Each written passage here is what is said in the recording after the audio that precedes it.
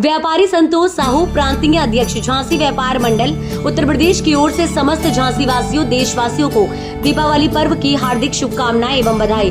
इस दीपावली के पावन पर्व पर उन्होंने कहा, सभी लोग दिवाली के मौके पर सभी बच्चे सावधानी पूर्वक ही पटाखे चलाएं एवं सभी लोग स्वस्थ रहें और अपना ध्यान रखें। ऐसी कामना की पुनः आप सभी लोगों को दीपावली की हार्दिक शुभकामनाएं। क्या नाम है आपका?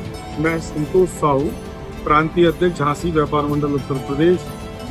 समस्त जनपद वासियों को, देशवासियों को एवं व्यापारी समाज को दीपावली की हार्दिक शुभकामनाएं प्रेषित करता हूं एवं श्री सीताराम जी से अनुरोध करता हूं, प्रार्थना करता हूं कि वे हमारे देश पर अपनी कृपा दृष्टि बनाए रखें। हमारे समस्त व्यापारियों को व्यापार में प्रगति प्रदान हो और हर्षोल्लास के साथ इस त्योहार को मनाएं और इस यही कामना के साथ दीपावली जैसा पर्व जीवन में सभी के हर्ष उल्लास और उजाला प्रकाश लाए।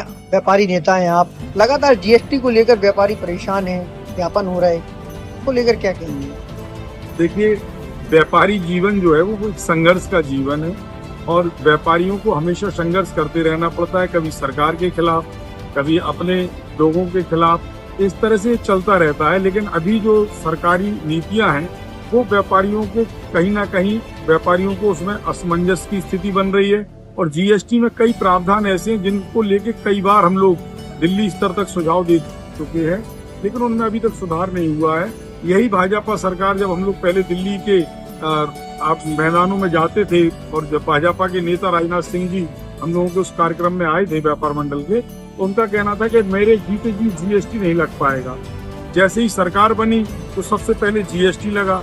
जीएसटी लगने के बाद जो उसमें भ्रांतियां रहीं, जो उसमें कमियां रहीं, उन कमियों को लेके हम लोगों ने हमेशा निरंतर सरकार को अवगत कराया है, जानकारियां दी हैं, लिखित रूप में भी अपने सुझाव भेजे हैं। लेकिन बहुत ज्यादा जितना सुझाव पर काम होना चाहिए उतना काम अभी तक नहीं हुआ है। इस बात का मुझे बड़ा खेद है और सरकार से मुझे आशा है कि भविष्य में व्यापारियों की चिंता करते हुए सरकार इस ओर ध्यान देगी और व्यापारियों की जो समस्याएं मार्केट के बीच में और जनता के बीच में हमेशा बने रहते हैं रोज ही। क्या लगता है दीपावली पर्व में व्यापारियों को कहीं ना कहीं? देखिए, मैं समझता हूँ कि ऑनलाइन व्यापार की वजह से बहुत ज्यादा खुदरा व्यापार में नुकसान हुआ है व्यापारियों को। बाजार में जिस प्रकार की रौनक रहती थी, बाजार में जिस प्रकार की रौनक देखने को मिलती थी, ग्राहकों का आवागमन जितना बढ़ता था, अब वो उतना आवागमन नहीं है।